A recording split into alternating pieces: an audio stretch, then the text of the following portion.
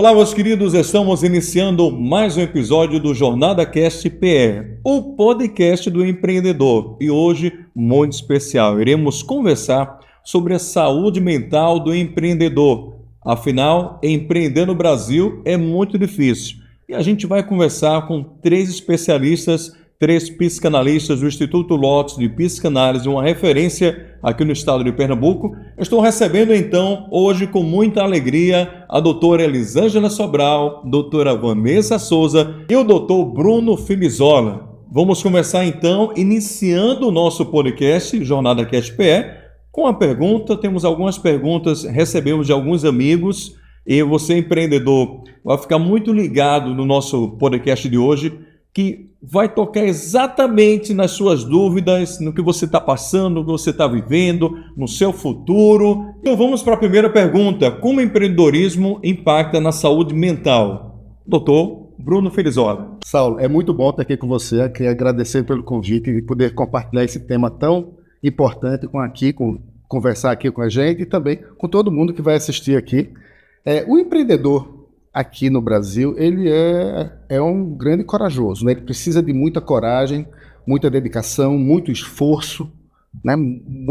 Muita garra para poder construir e desenvolver o seu negócio. Só que junto desse processo todo, também vem ansiedade, estresse, dores que a gente não sabe, assim, quem não empreende não sabe do que é dor ainda. Que é dor ainda, não sabe nem que vai ter essa dor ainda. E sobre a ótica psicanalítica, né, eu queria começar com um questionamento. O que leva a pessoa a decidir empreender? Será que é algo que ele realmente quer ou algo que vem lá do passado? Será que você realmente tem vocação para empreender? Ou você precisa, ou aquilo é algo que vem da tua infância, de algum modelo que você tem no passado, de alguma coisa que está forçando você a empreender e, na verdade, você não tem tanta aptidão? E um outro ponto poderia até... a gente, quando escolhe o que vai empreender, o que vai fazer, será que a gente está escolhendo aquilo que realmente a gente gosta de fazer?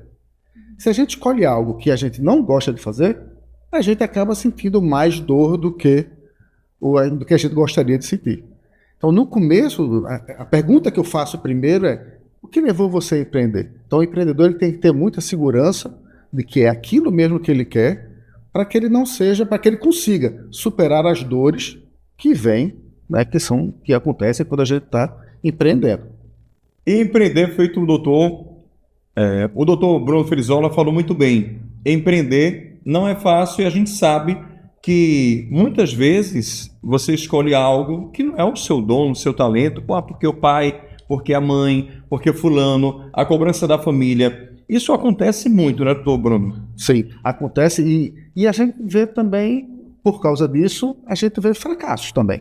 Quando aquilo que você viu quando era criança, que você sentiu aquele cheiro da loja de bombom do seu avô, aquilo está na sua cabeça, traz aquela memória afetiva e você é conduzido a construir um negócio com aquele cheiro, com aquele sabor, aquilo ali vem muito forte em você. Mas pode ser que você opte por um caminho que não te traz esse conforto. E aí aumenta as dores. A gente precisa de coragem, precisa de vontade. E se você não consegue ter essa energia que vem lá do teu passado, isso fica mais difícil.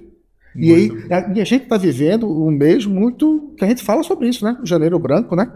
Janeiro Branco é o momento que a gente está falando sobre saúde mental, né? E os nossos empreendedores são aqueles que mais sofrem.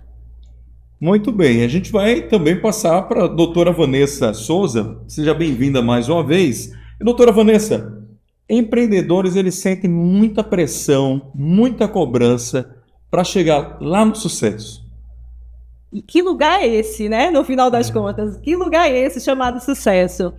Sucesso é um enquadramento social. Muitas vezes a projeção do sucesso é uma projeção que é feita pela sociedade e não condiz nem com aquilo que eu desejo, o desejo do meu coração. Mas, de forma geral, o que é que a gente pode pensar e construir? Quando falo de sucesso, eu lembro muito, né, dessas disfunções sociais hoje e de um episódio bem significativo de uma série chamada Black Mirror. Não sei se todo mundo já viu, né? Mas é aquela dos likes. É o primeiro episódio da 3ª temporada, que é a busca excessiva pela validação que muitas vezes a validação é do outro, né? Não é uma validação daquilo que eu quero, mas do que o outro pensa que é o melhor para mim. E eu consigo lembrar de alguns casos de pessoas que começam a comentar e falar de, olha, quando é que você vai ser gerente, né? Com essa pressão social, de quando é que você vai ser supervisor, quando é que você progride na carreira e tal. E às vezes o desejo não é nem da pessoa. Às vezes o chefe faz essa projeção do desejo das pessoas também. E quando a gente fala do empreendedor, ele foi construído esse pensamento dele do empreender. Se a gente pensar como Freud, o olhar de Freud tem a ver com o narcisismo dos pais, a projeção dos pais, aquela expectativa do filho engenheiro, do filho advogado e etc. E às vezes a expectativa, quando a gente fala de Lacan, a gente fala também da expectativa do eu ideal, daquilo que também eu projeto para mim e digo assim, deixa eu ver, quando eu crescer eu quero estar assim, quero ser assim. E aí a gente traz, por exemplo, uma dificuldade absurda das pessoas de enquadramento naquilo que se considera sucesso, e eu chego lá aos meus 30 anos sem esse sucesso todo que foi esperado lá, que eu projetei como empreendedor, e agora o que é que eu faço? Não sou casada aos 30, não tenho o carro do ano, não consegui comprar ainda minha casa própria, e isso gera muito conflito para o empreendedor e para qualquer outra pessoa no mundo corporativo, se a gente pensar de forma geral. Já tem a cobrança dos outros e ainda ele se cobra também. Exatamente. É uma dupla cobrança, porque quando a gente fala de sucesso, se eu disser que ter sucesso é ser um pescador e estou de boa, estou feliz, a sociedade olha e diz assim, não, mas ser pescador, ficar lá vendendo só o seu peixinho lá, não é ter sucesso, entendeu? Você tem que ser o dono do negócio da pescaria. Não basta ser um pescador, sabe? Então você às vezes se projeta nesse desejo que não é seu. É um desejo do outro. Às vezes dos pais, às vezes a pressão social sempre vai ter, né? Porque tem a formação da gente do ego, é essa questão da realidade. Por todos os lados. Por todos os lados, sem dúvida. Empreender é isso, né? Por isso que o empreendedor é um corajoso. Por isso que é importante vocês três estarem aqui hoje no nosso episódio muito especial da saúde mental do empreendedor. Algo que eu creio que muita gente nunca ouviu falar, né, sobre isso, mas o empreendedor necessita sim ter uma boa saúde mental e trabalhar isso sempre. Agora a doutora Elisângela Sobral chegou a sua vez. Vamos então com a pergunta de um amigo nosso, seguidor. Ele pergunta, como o inconsciente influencia a escolha de empreender? Eu vou escolher empreender, mas como assim? Isso vem da onde? Por que eu escolhi empreender? E agora? E agora? Responder para você. Isso vem de um lugar. Não é? Isso vem de um lugar. Eu sempre pergunto, de que lugar, né, você se coloca, você se posiciona? Então me vem à mente um pensamento de Marco Antônio Coutinho Jorge, que ele fala assim, é preciso jamais esquecer de que mergulhados no inconsciente, como sempre estamos, não sabemos o que estamos fazendo, não podemos saber o que estamos fazendo, e nem a direção que estamos caminhando, só depois. Por quê? A vida inteira e a todo momento nós estamos dizendo que desejamos e não percebemos isso. E um pouco isso que Vanessa colocou, não é? O seu desejo, o seu querer, não é? Muitas vezes é o desejo do outro. Então, muitas vezes o empreendedor, ele investe no nicho, ele olha para a lógica do mercado, ele olha para a demanda do mercado, ele olha para o que vai ganhar mais like, o que vai engajar, menos para o desejo dele, menos para ele. E quando ele vem se dar conta do desejo dele, ele já adoeceu, já é tarde, muitas vezes já é tarde, e é quando ele procura ajuda.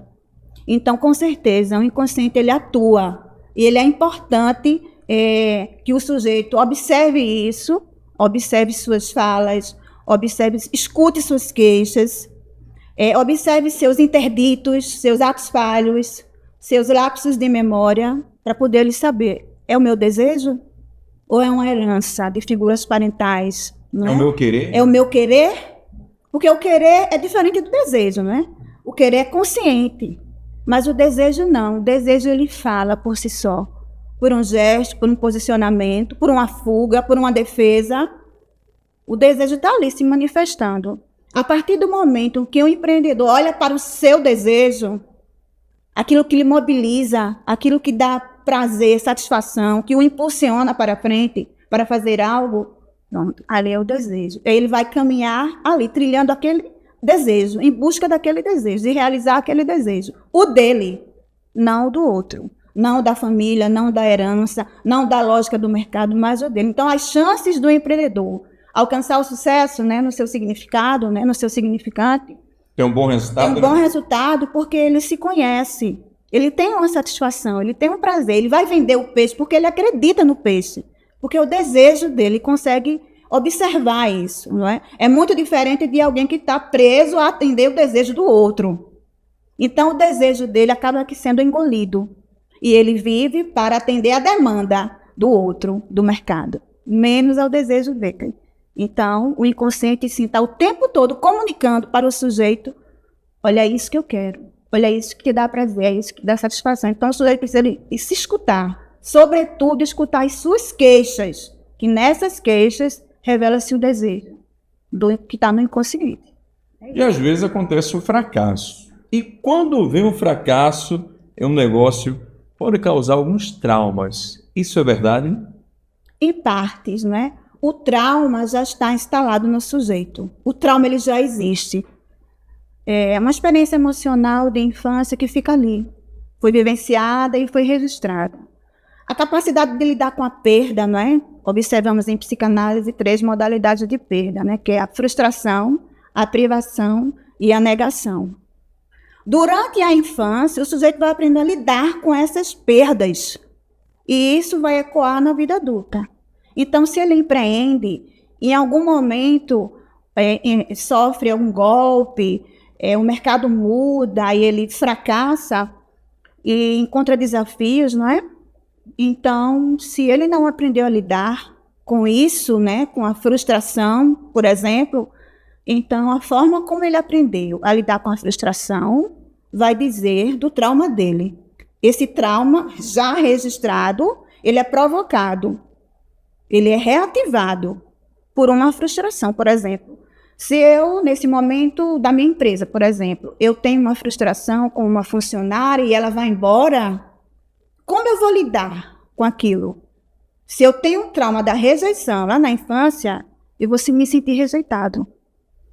Eu vou para este lugar de rejeição, porque eu tenho esse trauma já no meu psiquismo, já marcado. São traços minêmicos já marcados no sujeito. Então, a forma como eu vou lidar com a saída da minha funcionária pode ser diferente da forma como a Vanessa vai lidar. Porque nós temos os nossos registros, os nossos lugares, a nossa posição discursiva diz muito. Então, a forma como qualquer um de nós lida com o que quer que seja vai estar relacionado com os eventos do passado, registrados no nosso psiquismo. Muito bem. Falando nisso, fracasso, medo, né? Muitas pessoas falam no empreendedorismo em quebrar.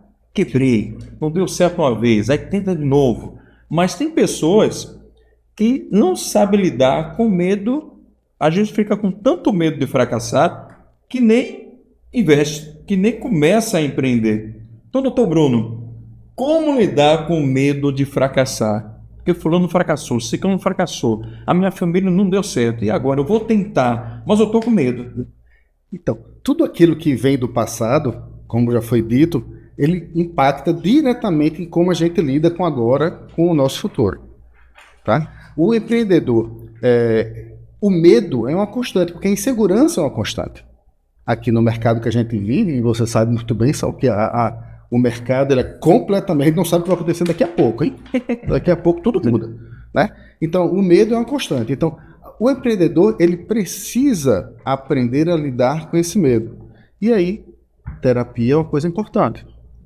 Trazer o empreendedor para que o empreendedor possa conversar com um profissional e ele traga os medos e esses medos sejam trabalhados. Essa é uma das formas da gente poder equilibrar o empreendedor. O empreendedor ele leva muita pancada. A toda hora ele está buscando um caminho alternativo para poder trazer uma solução. E quando ele tem algo que vem lá do passado, que ele não sabe por que está tomando aquela decisão, porque está agindo daquela forma, ao sentar junto com um profissional e falar, colocar aquilo para fora, colocar aquela dor do coração dele ali para fora, ele vai equilibrando. Ele consegue se equilibrar e tomar uma decisão mais consciente. Ele consegue entender por que está fazendo aquilo, por que toma aquele tipo de decisão e melhorar a decisão dele. Agora tem empreendedor que às vezes é bem diferente. Ele tenta uma vez, não deu certo, mas ele tenta de novo, pega outros caminhos, mas ele não desiste. Tem pessoas que a gente está falando aqui que desistem, que tem medo, que é um pouco mais frágil, mas tem outro que não. Isso agora, de onde vem essa força também? Também vem do passado. Se ele foi reforçado, apoiado, acolhido, tudo isso vem lá do passado, tudo isso vem da construção do sujeito. À medida que ele vai sendo construído, se as atitudes positivas, de vencer, de apoiar, de não desistir, de ir adiante, se isso é reforçado na infância, ele cresce com outro olhar para o mundo. Ele cresce com outro olhar para a sociedade. Ele acredita nele. Ele passa a acreditar nele porque aquele outro também acreditou. E ele entende que o fracasso é só uma parte do sucesso, no final das contas, né? Não tem empreendedor que só perdeu uma vez, só quebrou uma... Assim, geralmente, quando a gente vai conversar com o empreendedor, eles tentaram várias vezes e por várias formas, né? Várias alternativas. E mesmo durante o empreendimento dele, quando a gente fala fracassar, a gente acha que ele fracassou esse negócio e vai abrir outro. Né? Mas não é só isso não, porque ao longo do processo de construção de um negócio, de tocar um negócio, você tem pequenos fracassos ali, e que você vai lidando, vai precisando aprender, superar aquele fracasso. Aí você, à medida que você vai ficando com medo de fazer, porque está com medo de fracassar, aí você deixa de empreender. Tem uma pergunta do Dr. Bruno aqui bem interessante. O que é a síndrome do impostor e por que afeta diretamente o empreendedor? Síndrome do impostor é algo que é mais comum do que a gente pensa. Não só com o empreendedor, com todo mundo. Né? O que eu trouxe aqui algumas coisas como a definição de síndrome do impostor, que é uma autopercepção de fraude intelectual. Entendeu? A pessoa não se acha competente o suficiente para poder fazer algo. E aí tem algumas coisas. O que causa? O que normalmente causa essa síndrome do impostor? A pessoa se sentir falta de merecimento. Eu não mereço, não me cabe, eu não pertenço. E aí, se eu não me sinto bem onde eu estou, eu começo a me sentir falso. Entende? Você começa a fracassar. A insegurança vem muito forte. E isso ocorre. Uma coisa que é importante a gente pensar é que a síndrome uma coisa que é importante a gente pensar é que a síndrome do impostor, ela só ocorre com as pessoas que são muito boas. Quando você é muito bom em algo, tem alguns fatores que fazem você entrar nessa síndrome. Por exemplo, você busca perfeccionismo. Como você é muito bom naquilo, você quer ser sempre melhor. E essa busca pelo perfeccionismo, quando você não consegue fazer algo que é impecável, puxa vida, eu não mereço, eu não sou, eu não consigo, tá vendo? Eu sempre fui uma fraude. Então você começa a pensar nisso. Olha, doutor Bruno, tem muita gente assistindo a gente, está se identificando agora, viu? Está se identificando. Mas tem uma pergunta que veio na minha cabeça agora. Quem criou esse impostor? Esse impostor nasceu daqui. Aí a gente vai voltar de novo lá para trás. Quem foi que criou esse impostor? Veja, quando a gente está... Veja, quando ocorre a construção do ser, lá no complexo de Édipo, essas coisas que a gente fala muito, complexo de Édipo, etc., vai construindo o ser, se você é reforçado positivamente, você acredita. E ao acreditar, você segue.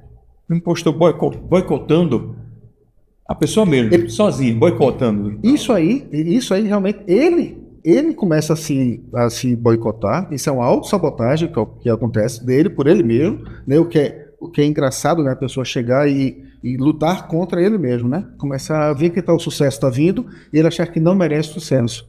Tá? Uma outra coisa que causa muito a síndrome do impostor é, como eu sou bom, as coisas eu faço muito fácil. E se é muito fácil, tá errado.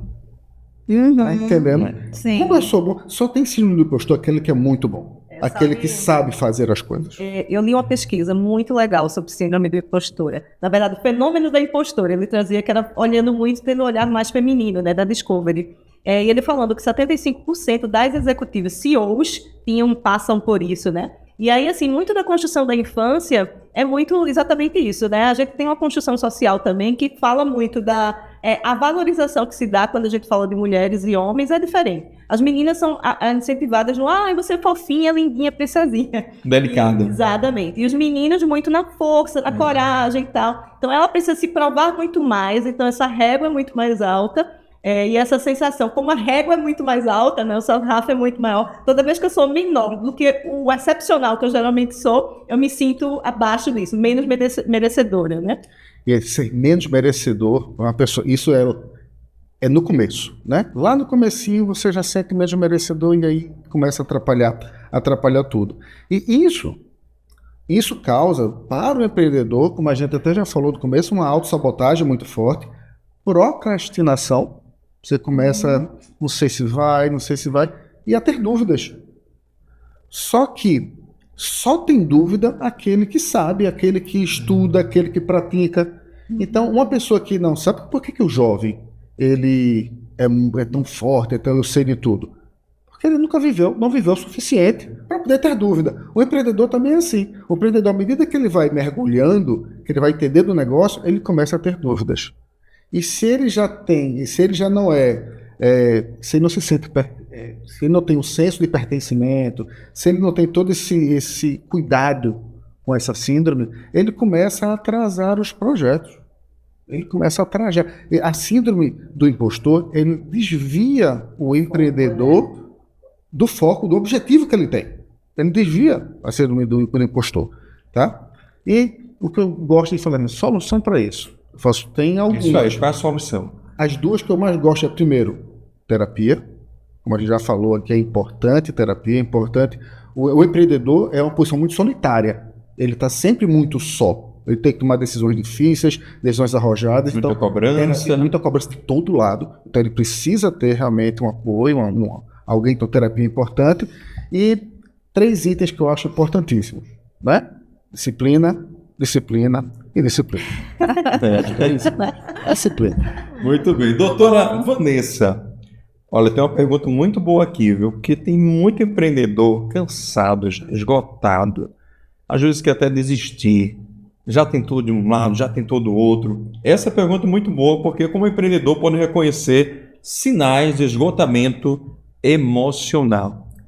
O ponto de atenção, especialmente, é que o corpo dá um monte de sinais, a mente dá inúmeros sinais, e a gente só vai perceber isso quando a coisa já está lá no burnout, né, que a gente chama, né, coisa já realmente explodida, e esse é o ponto de atenção. Então, assim, a gente começa com pequenas falhas de memória, não sei onde eu botei a chave, não sei onde guardei tal coisa, e a gente vai achando que isso é normal, porque eu estou muito cansado, tenho muita coisa para pensar e tal, e vai nisso, vai no cansaço físico, aquele cansaço que mesmo você descansando, passando a noite toda super boa de sono, você acorda cansado. Isso não é normal. A gente se habitua a isso, mas isso não é normal. E aí a gente vem com todas as outras coisas, né? Às vezes chega num momento, quando a gente pensa numa forma mais acelerada desse esgotamento, palpitação, começa o coração a acelerar também, né? E a gente começa com todos os sintomas, desde os mais básicos, quando a gente fala do estresse, até caminhando para uma ansiedade, para um burnout e síndrome de pânico também. Então, são pontos de atenção e que a gente tem que pensar nesses sinais desde o início, porque o corpo vai falando, o corpo fala, a gente tem que entender isso. É importante o reconhecimento, agir, né? Exatamente. Reconhecer que está com essa necessidade e procurar ajuda. Sem dúvida. Eu vi uma pesquisa do Dr. Michael Freeman, que é da Universidade da Califórnia, que ele fala que 50% de chances o empreendedor tem de ter esgotamento mental. Então, é um número muito grande. Imagina, de todo mundo que você conhece como empreendedor, metade deles tem chance de ter esgotamento mental. Isso é muito sério, muito pesado, né?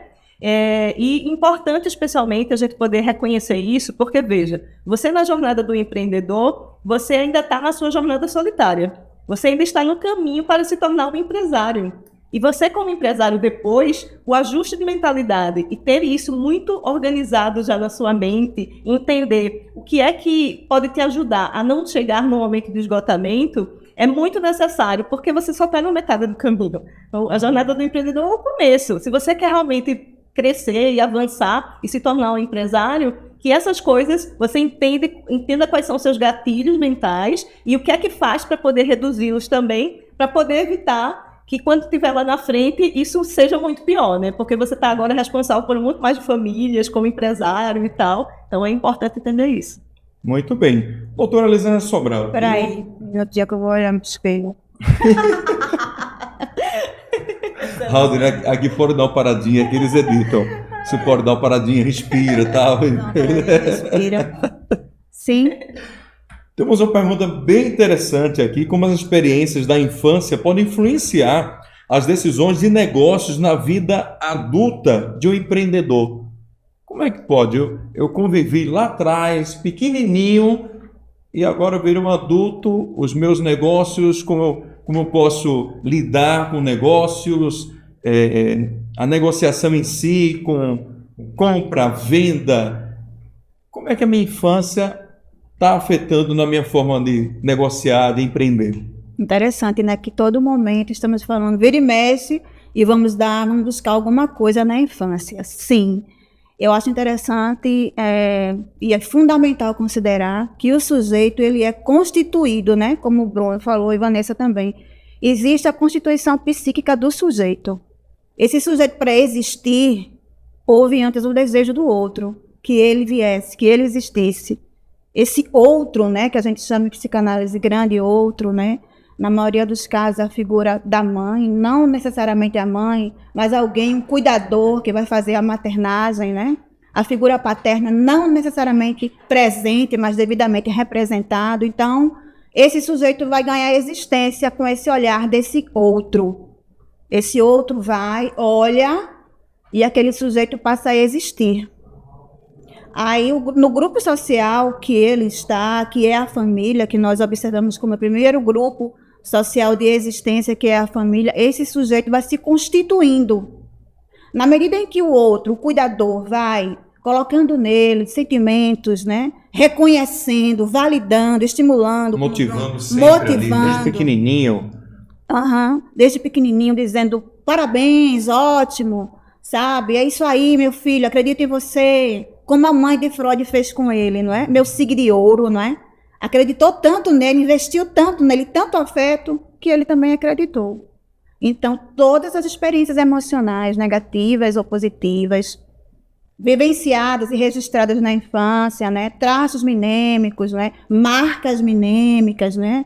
Experiências emocionais, tudo isso vai constituindo o sujeito, né? Então, quando ele cresce, ele vai ter essas memórias, ele vai ter essa elaboração, ele vai ter essa percepção de si, ele não vai demandar o reconhecimento do outro porque ele foi reconhecido, ele não vai necessitar da aprovação do outro, porque o que nós observamos muito é essa demanda de ser aceito, de ser escutado, né? Aquele empreendedor que quer alcançar, almejar o sucesso num ponto elevado, né? Aquele empreendedor que precisa falar do seu sucesso, que ele precisa o tempo todo se validar, porque talvez nem ele mesmo acredite. Ele precisa falar, porque quem tem sucesso, né, no seu significado, no seu significante, quem tem o sucesso de verdade, ele não vai precisar o tempo todo estar mostrando. Ele simplesmente é. Ele caminha sendo. Ele já está sendo. Ele não vai lutar para ser escutado, porque quando ele fala, ele sabe que vai ser escutado. Quer dizer, nesse caso, na infância se escuta, pai, mãe, vovô, alguém que esteja ali junto da criança. Uma motivação, a criança vai crescer com garra, com determinação, mas ao contrário, se escutar coisas sempre para baixo, esse menino não vai dar para coisa nenhuma, sempre é isso, sempre é aquilo, vai, sai daqui, menino, tu não presta, tu não sei o quê. Quer dizer que isso também vai afetar de forma negativa o adulto, o futuro adulto. Exatamente. É aquilo que a gente fala. De que lugar você recebe aquela crítica?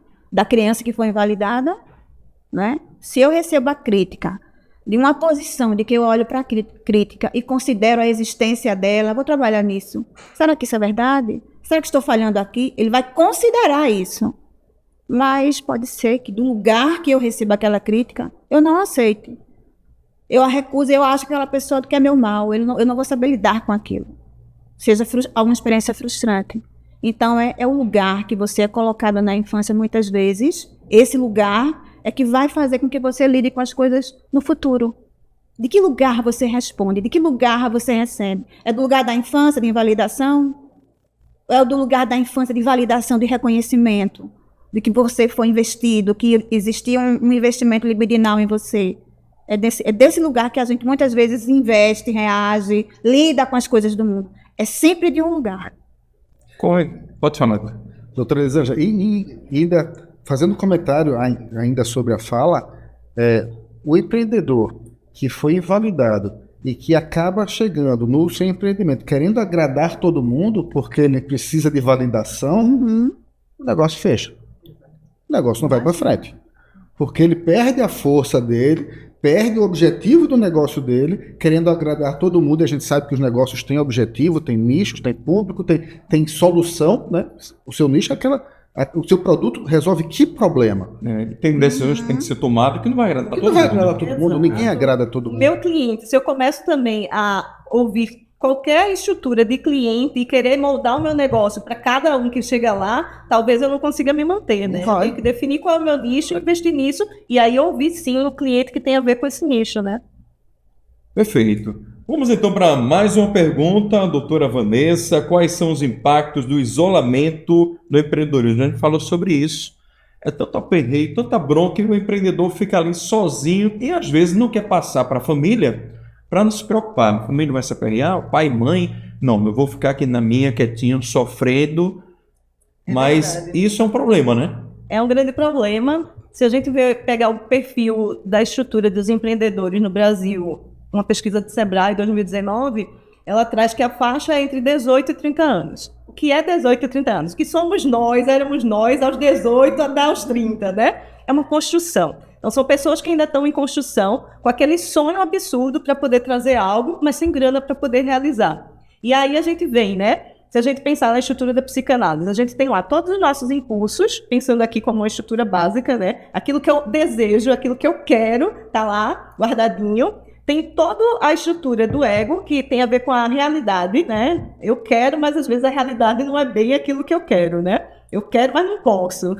E depois vem a estrutura de superego, que aí, no superego especialmente, tem as validações dessas crenças mesmo, morais e tal. O princípio da moralidade está estruturado lá. E o princípio da moralidade, se eu tenho esse desequilíbrio no meu ego, né? O ego, pensa no ego como se fosse um pêndulo mesmo de uma balança. Se, porventura, o meu id está lá muito desesperado, né? Pesando muito, eu vou ser muito mais impulsivo, vou ser muito mais irracional nos meus negócios, vou reclamar com todo mundo, tomo uma decisão agora, depois tomo outra e deixo confuso quem está ao meu redor também. E isso é muito ruim para os meus negócios, né? Esse desequilíbrio é muito ruim. Em compensação, se a balança pende para o outro lado e eu tenho lá meu superego lá me pressionando também, o que é que eu acabo sentindo? Culpa e vergonha. E aí vem a dificuldade de eu avançar, eu tenho medo de tomar decisão porque eu paraliso, porque não sei o que é que o pessoal vai pensar em relação a isso, não sei se eu vou desagradar fulano ou cicrano. Então, esse equilíbrio do ego, nesse sentido, pensando na estrutura psicanalítica, né, da lógica da gente da psicanálise, esse equilíbrio do ego para poder entender o que é que vai fazer sentido é muito importante e necessário para a gente não ficar nesse isolamento social, né? De dizer assim, vou ficar aqui na minha ilha, as coisas não vão se resolver se você ficar na sua ilha. Você precisa realmente estar avançando e entendendo que tem rede necessária e que pode te suportar também para você poder fazer esse avanço. Se isso fosse resolver o problema, não resolve, né? Não, de jeito nenhum. Isolando, não resolve. Eu estou com uma pergunta aqui, pode falar sobre isso aí. Quando você trouxe culpa, tem um texto de Freud de 1916, que o título do texto é Os que fracassam no triunfo. Ou seja, o empreendedor ainda passa por isso, de você triunfar, conseguir o que você quer e depois disso dar uma tristeza, entrar em melancolia porque... Ele conseguiu... É um tipo de neurose. É um tipo de neurose que você vai e acaba perdendo energia, perdendo a força. E isso vai muito pela culpa. Quando você fala em culpa, veio isso aqui na cabeça. A culpa provoca muito isso, do fracasso no triunfo. Ô Bruno, não sei se você já teve a impressão, mas eu já fui em alguns lugares super renomados, assim, né? Ai, nossa, o lugar é maravilhoso e tal. Quando eu cheguei lá, eu olhei assim, senti nada, assim, sabe? Essa sensação, assim, de que quando eu almejei tanto ir para aquele lugar. Quando eu cheguei lá... A expectativa tão grande. A expectativa talvez não fosse minha, o desejo não fosse mesmo, entendeu? Era muito mais, porque todo mundo falava que era legal ir até aquele lugar. Então, o triunfo, eu acho que é isso. Às vezes, ele quer chegar num lugar, o empreendedor quer chegar naquele lugar, e quando ele chega lá, ele diz... Ok. Eu lembro de uma vez a Amir Klink dizendo, né, que chegou num super momento que ele queria lá e queria comemorar e não tinha com quem, né? Aí ele disse, não, eu não vou beber champanhe, uma champanhe lá que ele tinha guardado num copo plástico. Eu quero comemorar em outro momento com outras pessoas, né? Ele chega em todo no auge, mas não vale. Quando chega no triunfo, qual o significado disso agora? Cheguei, e aí? E aí, o que é que eu faço com isso, né? E agora? E agora? Porque talvez o prazer está no percurso. É no percurso que está. E assim, o melhor é quando a gente entende isso. Que a jornada é o mais interessante, é o que a gente vai construindo ao longo da jornada. E talvez a realização do desejo. Já que realizou o desejo, zerou. Não é? Zerou. Então eu vou em busca de outro desejo, né? E aí tem grandes empreendedores que vivem isso. Criam empresas, constroem negócios, vendem, começa de novo. Cria outra empresa, constrói outro negócio. Realizou o desejo. Zerou, vai de novo. Porque vai construindo. Então essa São veia desafios, empreendedora. né? Desafios. Cada um vai conquistando, vai conquistando. Agora tem uma pergunta que é para a gente finalizar. Os três vão responder. Tá bem? Então essa aí é muito boa, porque nós falamos de várias demandas do empreendedor, algo muito atual, né? Que é o medo, o fracasso, que tenta essa conquista, conquistou, e agora? Conquistou, a preocupação com o outro, a opinião dos outros. Então o empreendedor no Brasil sofre muito, e isso aí é no dia a dia mesmo, isso acontece sempre. Então, como o empreendedor resolve as situações, os problemas, como eles enfrentam essas demandas emocionais que afetam os negócios no dia a dia?